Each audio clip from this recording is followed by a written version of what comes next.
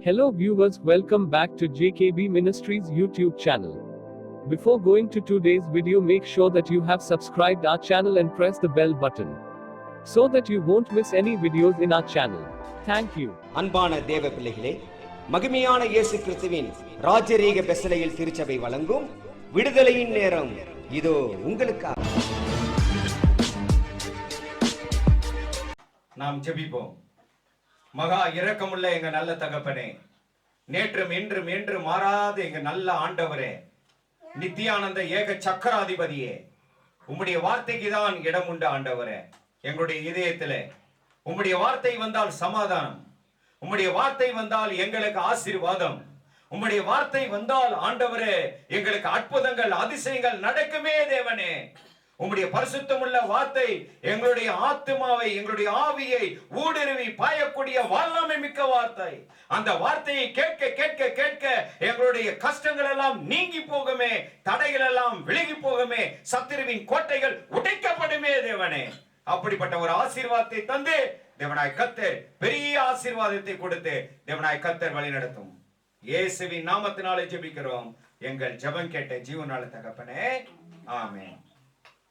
பிரியமான தேவனுடைய பிள்ளைகளே, ஆண்டவராகிய இயேசு கிறிஸ்துவின் ஈடு இணையில்லாத ஒப்பற்ற திருநாமத்திலே உங்களை யாவரையும் நான் வாழ்த்துகிறேன். இந்த நாளிலும் கூட உன்னதமான தேவரீருடைய வார்த்தையை நாம் கேட்க வந்திருக்கிறோம். மனுஷனுடைய வார்த்தை அல்ல, வானத்தையும் பூமியையும் படைத்த சர்வ வல்லமை உள்ள தேவாதி தேவனுடைய வார்த்தையை கேட்க வந்திருக்கிறோம். ஆகவே இந்த நல்ல அருமையான விடுதலையின் செய்திக்கு ஏற்ற ஒரு நல்ல ஒரு தலைப்பு என்னன்னு கேட்டீங்கன்னா, பெருங்காற்று யாருக்கு அமைதலாகும் என்று சொல்லி நாம் ஒரு நல்ல ஒரு செய்தியை நாம் கேட்க போகிறோம். ஆண்டவர் இயற்கையை படைக்கும் போது அதற்கென்று ஒரு தனி தன்மைகளை ஆண்டவர் கொடுத்திருக்கிறார். காற்று மற்றும் சமுத்திரம், பூமி, வானத்தில் இருக்கிறதான சுடர் வீசுகிறதான சந்திரன், சூரியன், இவைகளுக்கெல்லாம் தனித்தனி தன்மைகள் உண்டு. அந்த தனித்தனி தன்மைகளின் வீரியம் அது அதிகமானால் பூமியிலே இருக்கிறதான எனக்கும் சரி, உங்களுக்கும் சரி, சகல தேசத்தின் குடிகளுக்கும் சரி, ஆபத்திலே மாட்டிக்கொள்ளுகிறதான சூழ்நிலை வந்துவிடும். ஆகவே அவைகளுக்கெல்லாம் ஒரு எல்லையை குறித்து இம்மட்டும் வா, மிஞ்சி வராதே என்கிறதான பிரமாணத்தையும் கொடுத்திருக்கிறார். ஆண்டவர் நமக்கு கட்டளை கொடுத்திருக்கிறார். அது மாத்திரமல்ல, ஒவ்வொரு ஜீவராசிகளுக்கும் கட்டளை உண்டு, ஒவ்வொரு இயற்கைக்கும் கட்டளை உண்டு. அந்த இயற்கையின் வீரியம் வெளியே வராதபடிக்கு அடக்கி தம்முடைய கற்பனையினாலே அடக்கி வைத்திருக்கிறார். அவைகளும் அடங்கிதான் இருக்கிறது. ஆகவேதான் இந்த செய்திக்கு ஏற்றதான ஒரு நல்ல தலைப்பு, பெருங்காற்று யாருக்கு அமைதலாகும் என்று சொன்னால் இப்பொழுது கேட்டிருக்கிறதான வாயிலாக உங்களுக்கு புரிந்திருக்கும். ஆகவே இந்த செய்தி நமக்கு வல்லமை தருகிறதான செய்தியாய் அமைகிறபடியினாலே தேவ செய்தியை நாம் முழுமையாக நாம் கேட்டு தேவ வல்லமையை பெற்றுக் கொள்வோம். பிரியமானவர்களே, வல்லமை என்று சொல்லுகிறதான வார்த்தைக்கு என்ன அர்த்தம் என்று சொல்லி பார்த்தால், வல்லமை என்பதை பார்க்கும் போது ஒன்று திறமை, இரண்டாவது சக்தி, மூன்றாவது ஆற்றல். இந்த மூன்று காரியமும் சேர்ந்ததுதான் வல்லமை என்கிறதான ஒரு வார்த்தையை நாம் பார்க்கிறோம். இவைகள் வெளிப்படும் போது என்னன்னா அதிகமான ஒரு பவர்ஃபுல், அப்படியாக ஒரு நல்ல பயங்கரமான சக்தியோடு கூட வெளியே வருமா. ஆகவே வல்லமை என்று எடுத்துக்கொள்ளும் போது குறிப்பாக சொல்ல போனால் எத்தனையோ வல்லமை இருக்கு. அதுல வார்த்தையின் வல்லமை என்கிறது மிக மிக முக்கியமான ஒரு காரியம். ஆகவே வல்லமை வார்த்தையின் வாயிலாக வரும்போது சகல சக்திகளையும் அடக்கத்தக்கதான ஆற்றல் வருகிறதான ஒரு காரியம். ஆகவேதான் தேவனை பொறுத்த மட்டில் அவரிடத்திலே பலவிதமான வல்லமை உண்டு. ஆண்டவரிடத்திலே அந்த ஆண்டவரிடத்திலே வல்லமையிலே பலவிதமான வல்லமை இருந்தாலும் வார்த்தையின் வாயிலாக இருக்கிறதான வல்லமை அதிகமானது. உண்டாக கடவுது என்றால் உண்டானது. ஆதியிலே தேவன், வானத்தையும் பூமியை சிருஷ்டித்தார். பூமியானது வெறுமையும் ஒழுங்கின்மையுமாய் இருந்தது. ஆழத்தின் மேல் இருள் இருந்தது. தேவ ஆவியானவர் அசைவாடி கொண்டிருந்தார். அவ்விதமாக முதலாம் நாள், இரண்டாம் நாள், மூன்றாம் நாள் என்று சொல்லி ஒவ்வொரு நாளிலும் ஒவ்வொரு சிருஷ்டிகளை, ஒவ்வொரு இயற்கை சத்துவங்களை உண்டாக கடவுது என்றார். அவருடைய வார்த்தையின் வல்லமை கடந்து வந்து உருவாகத்தக்கதான ஆசீர்வாதம் அங்கே உண்டானதாய் நாம் பார்க்கிறோம். ஒரே வார்த்தை தான், உண்டாக கடவுது, உண்டானது. எவ்வளவு பெரிய மகத்தான சக்தி தேவாதி தேவனுடைய வாயிலிருந்து வருகிற வார்த்தைக்கு இருக்கிறது என்று பார்க்கிறோம். ஆகவே ஆண்டவருடைய வார்த்தை வரும்போது அதை பார்க்கிறோம். ஒரே ஒரு வார்த்தை தான் சுகம் பெறும்படியான ஆசீர்வாதம் கிடைக்கிறது. ஒரே ஒரு வார்த்தை தான் பிசாசுகள் ஓடினது. ஒரே ஒரு வார்த்தையினாலே பாவ மன்னிப்பு உண்டானது. ஒரே ஒரு வார்த்தையினாலே இயற்கை சீற்றத்தையே அடக்கத்தக்கதான வாக்கின் வல்லமை தேவாதி தேவனிடத்திலிருந்து கடந்து வருகிறதாய் நாம் பார்க்கிறோம். ஆகவே வலிமையான அலைகள், பலமான காற்று, கொந்தளிக்கும் புயல் காற்று, கொந்தளிக்கும் சமுத்திரம், இவைகளெல்லாம் அடங்கும் என்று சொல்லி பழைய ஏற்பாட்டிலேயே எழுதப்பட்டிருக்கிறது. அதைதான் சங்கீத புஸ்தகம் 93வது சங்கீதம் 4வது வசனத்தை வாசித்து பாருங்கள். திரளான தண்ணீர்களின் இரைச்சலை பார்க்கும், சமுத்திரத்தின் வலிமையான அலைகளை பார்க்கும், கர்த்தர் உன்னதத்திலே வல்லமை உள்ளவர். கர்த்தர் உன்னதத்திலே வல்லமை உள்ளவர். அந்த உன்னதத்திலே இருக்கிறதான வல்லமை அது கடந்து வரும்போது வலிமையான அலைகளையும் அடக்கத்தக்கதாக, கொந்தளிக்கிறதான கடலையும் நிறுத்தத்தக்கதான சத்துவம், வல்லமை, உன்னதத்தில் இருக்கிறதான தேவாதி தேவனுடைய வல்லமை அது அவருடைய வாயின் வார்த்தையிலிருந்து வந்தா அது அடங்கும் என்று நாம் பார்க்கிறோம். முதலாவது காரியம். ஆகவே இரண்டாவது, ஒவ்வொரு மனுஷனுக்கும் இடுக்கம் என்கிறதான சமுத்திரம் அதை கடக்க வேண்டும். நாம் எல்லாம் இடுக்கம் என்கிறதான சமுத்திரத்தை கடக்க வேண்டுமாம் ஆவிக்குரிய வகையிலே. அதே போல மரணம் என்கிறதான யோர்தானை நாம் புரண்டு வருகிறதான யோர்தானை நாம் வெல்ல வேண்டும் என்றால் ஆண்டவர் என்ன செய்வாராம்? அவைகள் எல்லாம் தேவன் தம்முடைய ஒரு சொல்லினாலே வறண்டு போக செய்வாராம். ஆகவேதான் வேதம் சொல்லுகிறது, சகரியாவின் புஸ்தகம் 10வது அதிகாரம் 11வது வசனத்தை வாசித்து பாருங்கள். When they pass through the sea of trouble, I the Lord will strike the waves, and the depths of the Nile will go dry. Proud Assyria will be humbled, and mighty Egypt will lose her power. தெளிவாக வேதம் சொல்கிறது, இடுக்கம் என்கிறதான சமுத்திரத்தை கடக்கையில் மரணம் என்னும் யோர்தான் நதி புரண்டு வந்தாலும் அது வறண்டு போகும். எப்படிப்பட்டதான காரியம் இருந்தாலும் கொடுங்கோலும் முறிந்து போகும் என்று எழுதப்பட்டிருக்கிறது. எத்தனை ஆச்சரியமான காரியம், எத்தனை அற்புதமான காரியம். ஒரு நாள் உன்னதமான இயேசு கிறிஸ்து அவர் இந்த பூமியிலே வந்த பொழுது அவர் எங்கெல்லாம் சென்றாரோ அங்கெல்லாம் அற்புதம் நடக்குது. உட்கார்ந்தாலும் அற்புதம், நின்னாலும் அற்புதம், எழுந்திருத்தாலும் அற்புதம், நடந்து போகையிலே அற்புதம், வஸ்திரங்களினூடாக கடக்க செய்ததான அற்புதம். இவ்விதமாக அற்புத அதிசயத்தை என்னவா தன்னுடைய பலனினாலே, வல்லமையினாலே கொண்டு வந்தார். அவ்விதமாக ஒரு நாள் சீசர்களை அழைத்து, வாருங்கள் இக்கரையில் இருந்து அக்கறைக்கு போவோம் என்று சொல்லி கூப்பிட்டார்.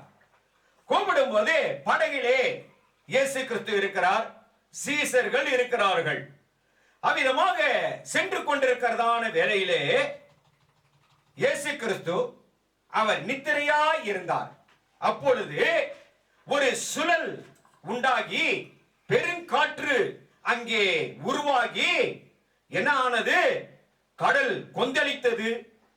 படகிலே தண்ணீர் மூழ்கத்தக்கதான ஒரு சூழ்நிலை வந்தது. வரும்போது என்னன்னா, சுழல் காற்று ஏற்பட்டு கடல் தண்ணீர் எல்லாம் அந்த படகிலே சென்று மூழ்கத்தக்கதான சூழ்நிலை உருவாகி விட்டது. இதைதான் லூக்கா 8வது அதிகாரம் 22 23 வரைக்கும் வாசிப்போம். பின்பு ஒரு நாள் அவர் தமது சீஷரோடு கூட படவில் ஏறி கடலின் அக்கறைக்கு போவோம் வாருங்கள் என்றார். அப்படியே புறப்பட்டு போனார்கள். படகு ஓடுகையில் அவர் நித்திரையாய் இருந்தார். அப்பொழுதே கடலிலே சுழல் காற்று உண்டானதால் அவர்கள் மோசமடையத்தக்கதாய் படகு ஜலத்தில் நிறந்தது. பாத்தீங்களா, அந்த சமுத்திரம் நிரம்பிருச்சு. உடனே என்ன ஆகும்? பயம் வந்து தானே தீரும், அச்சம் வந்து தானே தீரும். என்ன செஞ்சாங்க? உடனே ஐயா மடிகிறோம், ஐயரே மடிந்து போகிறோம், உமக்கு அக்கறை இல்லையா? உடனே ஆண்டவரிடத்திலே சொன்ன மாத்திரத்திலேயே காற்றையும் கடலையும் தேவன் அதட்டினார் என்று எழுதப்பட்டிருக்கிறது. வேதம் வாசித்து பாருங்கள். லூக்கா 8:24. அவர்கள் அவரிடத்தில் வந்து ஐயரே ஐயரே மடிந்து போகிறோம் என்று அவரை எழுப்பினார்கள். ஐயரே ஐயரே மடிந்து போகிறோம் என்று எழுப்பினார்கள். கீழே வாசியுங்கள். அவர் எழுந்து காற்றையும் ஜலத்தின் கொந்தளிப்பையும் அதட்டினார். உடனே அவைகள் நின்று போய் அமைதல் உண்டாயிற்று. பாருங்க, கடலின் வீரியம் எப்படிப்பட்டது, காற்றின் பலன் எப்படிப்பட்டது, அவைகள் எல்லாம் ஒரே ஒரு வார்த்தையினாலே உன்னதமான தேவன் கட்டுப்பாட்டுக்குள்ளாக கொண்டு வருகிறார். நில்லுனா நிக்கும், அமைதலா இருனா இருக்கும். பாத்தீங்களா எப்படிப்பட்ட காரியம்? இந்த சம்பவம் அங்கே நடக்கிறது. இப்போ அதுக்கு கீழே இன்னொரு வசனம் சொல்லப்படுகிறது. ஆண்டவர் சாடுகிறார். இந்த அற்புதம் செய்து முடிச்ச உடனே சீசர்களை பார்த்து, உங்களுக்கு விசுவாசம் எங்கே போயிற்று? நான் இருக்கும்போது உங்களுடைய விசுவாசம் எங்கே போயிற்று அப்படி சொல்லி என்னன்னா அவர் வந்து திட்டுறாரு, சாடுறாரு. சாடும்போது சீசர்கள் எல்லாம் அப்படியே ஒருவருக்கு ஒருவர் பேசிக் கொள்கிறார்கள்.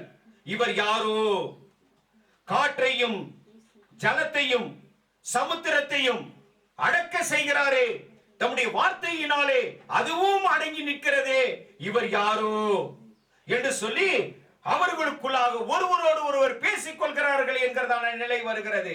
இதைதான் லூக்கா 8:25 அவர் அவர்களை நோக்கி உங்கள் விசுவாசம் எங்கே என்றார்.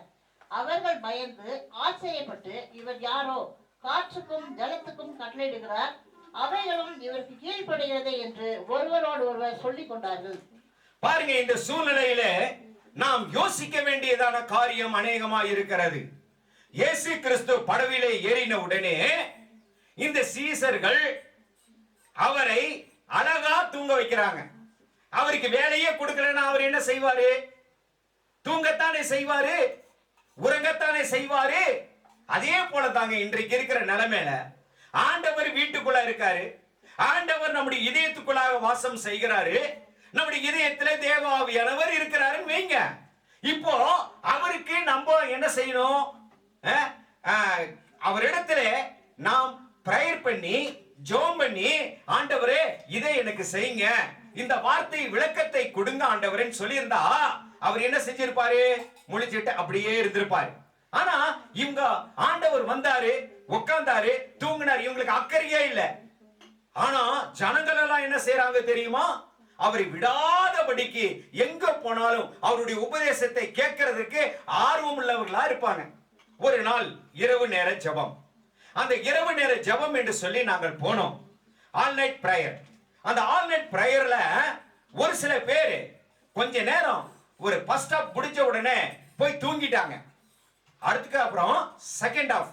அந்த செகண்ட் ஹாஃப் வரும்போது நாங்க உட்கார்ந்து வேதத்துல என்ன இருக்கு, வேதத்துல எப்படிப்பட்ட ஆழமான சத்தியம் இருக்கு அப்படின்னு சொல்லி உட்கார்ந்து நாங்க கேட்டு வேதத்தினுடைய காரியங்கள் எல்லாம் ஆராய நேரம் போதவே இல்லை. 10 மணி ஆயிடுச்சு காலையில. ஆனா ஃபர்ஸ்ட் ஹாஃப் தூங்கினவங்க என்ன செஞ்சாங்க? போனாங்க. நாங்க பேசிட்டு இருக்கிறோம், அவங்க போனாங்க. டைம் ஆயிடுச்சு, பஸ்ஸுக்கு டைம் ஆயிடுச்சுன்னு சொல்லிட்டு போயிட்டே இருந்தாங்க. அரைகுறையான ஆசீர்வாதம். பாத்தீங்களா? அப்போ ஆண்டவர் நம்முடைய இதயத்துல இருக்காருன்னா, ஆண்டவர் நம்முடைய வீட்டில இருக்காருன்னா, நம்ம கூடவே தேவன் இருக்கிறாருன்னா அவருக்கு வேலை கொடுத்துக்கிட்டே இருக்கணும், அவர் இடத்துல கேட்டுக்கிட்டே இருக்கணும். அப்படி இருந்தா அவரும் என்ன செய்வாராம்? எல்லா விதமான பிரச்சனையும் பார்த்துக்குவாரு. இல்லைன்னா ஆண்டவர் இருந்தாலும் தேவனுடைய வார்த்தை அது கேட்கல, செயல்முறைக்கு கொண்டு வரணும்னு சொல்லி நாங்க அமரல, விசுவாசத்தோடு கூட அவரிடத்துல நாம் வரலன்னா ஆண்டவர் உறங்கினது போலதான் இருக்கும். ஆண்டவர் உறங்குவாரா? எப்பனாச்சும் உறங்கி இருக்கிறாரா தேவன்? பாருங்க, வேதவசனம் அழகாய் சொல்லப்படுகிறது. சங்கீதம் 121:4 வாசித்து பாருங்கள். இதோ இஸ்ரவேலை காக்கிறவர் உறங்குவதும் இல்லை தூங்குகிறதும் இல்லை. அவர் உறங்குவதும் இல்லை தூங்குவதும் இல்லை என்று சொல்லப்படுகிறது. இப்படி இருக்க, இந்த வார்த்தை இருக்க, இயேசு கிறிஸ்து அங்கே உறங்கவில்லை, உறங்குவது போல காணப்படுகிறார். ஆனால் இந்த சீடர்கள் எந்த காரியமும் வினாவவில்லை, அவர்களிடத்தில் கேட்டறியவில்லை. ஆகவேதான் காற்றும் கடலும் இதை பார்த்து கொந்தளிச்சது. சுழல் உண்டானதுக்கு காரணம் என்ன தெரியுமா? தேவன் படவிலே இருக்கிறார், ஆனால் இவர்களோ உறங்கிக் கொண்டிருப்பது என்னன்னு சொல்லி அதுங்களுக்கு கோபம் வந்துருச்சாம். யாருக்கு? சமுத்திரத்துக்கு கோபம் வந்துருச்சு, காற்றுக்கு கோபம் வந்துருச்சு. இதுதாங்க ஆவிக்குரிய கருத்து, இதுவரை கேட்டிராத தேவ செய்தி. ஆகவேதான் நாம் ஆண்டவரை உறங்க வச்சா நமக்கு ஆபத்து. ஆண்டவரை நித்திரை செய்கிறது போல நம்ம வச்சுட்டோம் வைங்க, என்னாகும்? இயற்கையின் சீற்றம் எழுப்பிடும். நம்ம ஜெபிக்கலனா நம்ம சூழ இருக்கிறதான காற்று புயல் காற்றாய் மாறிவிடும், எங்க போனாலும் ஆபத்து. பாத்தீங்களா? ஆகவே நம்ம கையில தான் இருக்கு. காற்றையும் கடலையும் அடக்கின தேவன் என் உள்ளுக்கும் உங்கள் உள்ளுக்கும் இருக்கிறார் என்றால் அவர் விழித்துக் கொண்டிருக்க வேண்டும் என்பதான ஒரு காரியம். ஆகவேதான் இயேசு கிறிஸ்து கேட்டார், உங்கள் விசுவாசம் எங்கே போயிற்று? பாத்தீங்களா? அவங்க விசுவாசம் எப்படி? அந்த விசுவாசத்தின் செயல்பாடை வச்சு போதகர் அமர்ந்திருக்கிறாரு. விசுவாசத்துக்குரிய வார்த்தைகளை கேட்கலாமே, உன்னதமான தேவனுடைய மறைப்பொருளை கேட்கலாமே, இக்கரையில இருந்து அக்கறை போக மாட்டாக. இதோ என் ஆண்டவருக்கு வேலை கொடுத்துக்கிட்டே இருக்கணுமே, அததான் திட்டுறார் ஆண்டவர். உங்கள் விசுவாசம் எங்கே போயிற்று? என்னை அமைதியில் படுத்தி விட்டீர்களே உங்களுடைய அவிசுவாசத்தினாலே, உங்கள் விசுவாசத்தின் சோம்பலினாலே என்னை அமைதிப்படுத்தி உறங்குவது போல நீங்க செய்து விட்டீங்களே அப்படின்னு சொல்லி அவர் திட்டுறார். பாத்தீங்களா? இக்கரை என்பது என்ன, அக்கறை என்பது என்ன? இதுதான் ரொம்ப முக்கியமான ஒரு ஆவிக்குரிய கருத்து. பிரியமானவர்களே, இக்கரை என்பது என்ன, அக்கறை என்பது என்ன என்று சொல்லி பார்க்கும்போது, இக்கரை என்பது இந்த பூமி, அக்கறை என்பது பரலோக ராஜ்யம்.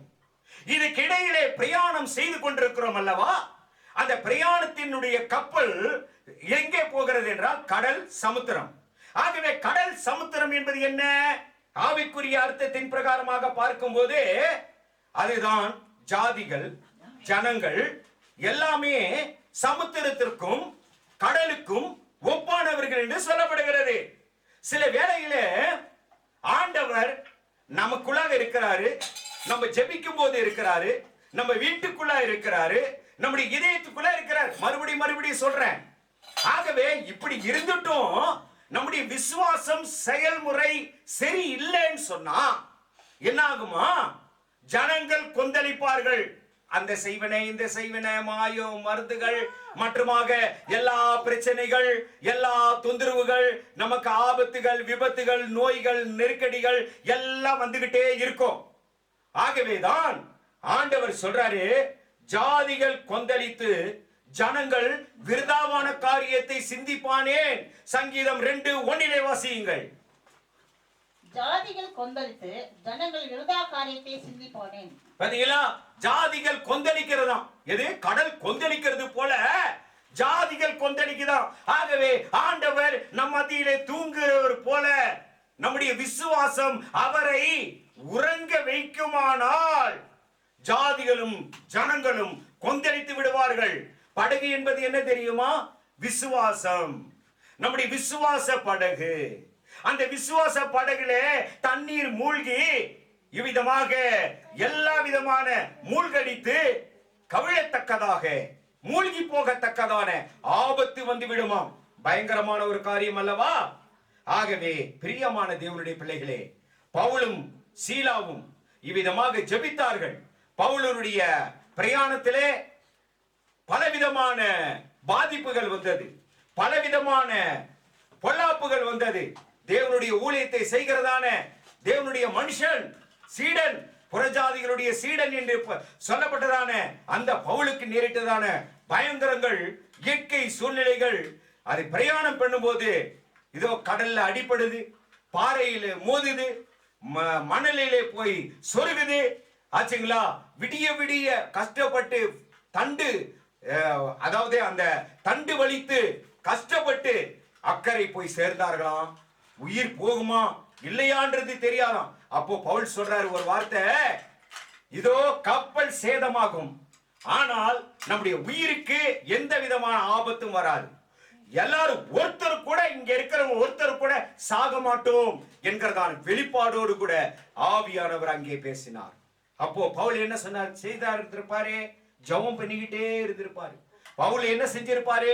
ஆண்டவருக்கு வேலை கொடுத்துக்கிட்டே இருந்திருப்பாரு. ஆண்டவரே இப்படி ஆயிடுச்சு ஆண்டவரே. மனுஷன் இடத்துல போய் அவரு சொல்லல, தேவாதி தேவனிடத்திலே சொல்லிக் கொண்டே இருந்தார்.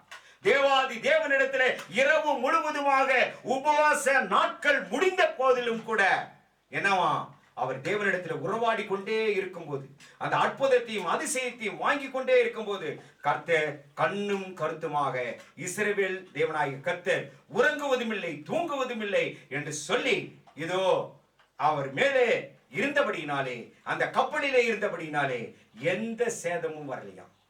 ஆச்சுங்களா. உயிர் சேதம் வராதபடிக்கு காக்கப்பட்டது என்று பார்க்கிறோம். பிரியமானவர்களே, இந்த செய்தி என்னன்னு கேட்டீங்கன்னா, நமக்கு ஒவ்வொருவருக்கும் மேலான ஒரு அறிவை புகட்டுகிறதான தேவ செய்தியா இருக்கிறது. ஆகவே தேவன் நாம் தூங்க வைத்துக் கொண்டிருக்கிறோமா? நாம் உறங்க வைத்துக் கொண்டிருக்கிறோமா? நம்முடைய விசுவாசம் அவரை உறங்க வைத்து இதோ செயல்முறை கொண்டு வராதபடிக்கு, செயலாற்றாத விசுவாசம், செயல்படாத விசுவாசம் இருக்கிறதா? சீசர்கள் அதை செய்தார்கள், ஆனால் நாம் செய்யக்கூடாது. ஆகவே பிரியமானவர்களே, இஸ்ரவேலின் தேவனாய் கர்த்தர் நம்மோடு கூட இருக்கிறார். ஆகவே நம்முடைய விசுவாசத்தினாலே அவரிடத்திலே விசுவாச வார்த்தைகளை கேட்கவும், அவரை இவ்விதமாக அடிக்கடி அடிக்கடி அடிக்கடி அவருடைய பொற்பாதத்திலே அமர்ந்து அமர்ந்து அமர்ந்து தேவனிடத்திலே கேட்டுக்கொண்டே இருக்க வேண்டும். அப்பொழுது சுற்றிலும் இருக்கிறதான இயற்கை முழுவதுமாக அது பாதிப்பாகுமானால் அதை அடக்குவார் தேவன். ஒரு வார்த்தையினாலே அடக்குவார். பெருங்காற்றையும் அமைதல் படுத்தின தேவன் இன்றைக்கு நம்மை சுற்றிலும் இருக்கிறதான ஆபத்துகள், பொல்லாப்புகள், நாசமோசங்கள், எல்லா விதமான பிரச்சனைக்கும் ஆண்டவர் தீர்வை கொண்டு வருவார், அடக்கி வைப்பார். இம்மட்டு வா, மிஞ்சி வராதே, ஒரு வார்த்தையினாலே அதை அடக்குவார் என்று எழுதப்பட்டிருக்கிறது. அவருடைய வார்த்தைக்கு அவ்வளவு பெரிய வல்லமை. அந்த வல்லமையை இதோ செயல்முறையிலே செய்ய வைக்கிறதும் செய்ய வைக்காமல் போகிறதும் யார் கையில் இருக்கு? என் கையிலும் உங்க கையிலும் இருக்கிறது. அப்போ நம்ம சொல்லக்கூடாது, ஆண்டவர் எனக்கு ஒண்ணு செய்யலையே, தேவன் எனக்கு ஒண்ணு செய்யலையே, ஆண்டவரை தொழுது பார்த்தேனே, பைபிள் எடுத்து நான் அனுதினமும் ஜெபம் பண்ணிக்கிட்டே இருந்தேனே, வேதத்தை ஆராய்ஞ்சேனே, உனக்கு என்ன நடக்கலையே, என்ன காரணம் அப்படின்னு பார்த்தா நம்முடைய விசுவாசம் உன்னதமான தேவனுடைய வல்லமையை தூங்க வைக்குதான். அவிசுவாசம் பாத்தீங்களா? ஆகவே அப்படியாக இருக்கக்கூடாது என்று சொல்லி ஆண்டவர் செய்த அற்புத அதிசயங்களிலே இந்த கருத்து நம்மளுக்கு மேலான ஒரு அறிவுரையை சொல்லுகிறதா இருக்கிறது. கேட்போமா? அதுபடி செய்வோமா? தேவன் நம்முடைய விசுவாச படகிலே வந்திருக்கிறார். ஆகவே அவரிடத்திலே நாம் இருந்து நம்முடைய விசுவாசத்தின் கிரியை அதிகப்படுத்துவோம். இஸ்ரவேலின் தேவனாய் கர்த்தருடைய ஆசீர்வாதத்தை பெறுவோம். இதற்காக கர்த்தர் தாமே உங்களை ஆசீர்வதித்து காப்பாராக. ஆமென்.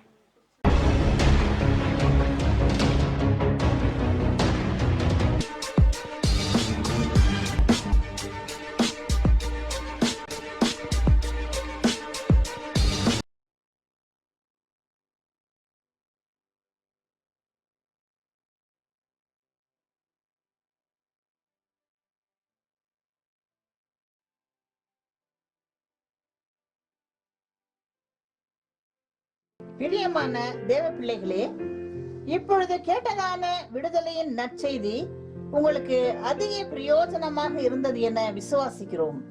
இந்த தேவ ஊழியம் அநேக நெருக்கங்களின் மத்தியில் நடந்து கொண்டிருப்பதால் இந்த டிவி ஊழியத்தை ஜெபத்தாலும் உங்கள் கையின் பிரயாசத்தாலும் தாங்கி தேவ ஆசீர்வாதம் பெறுங்கள்.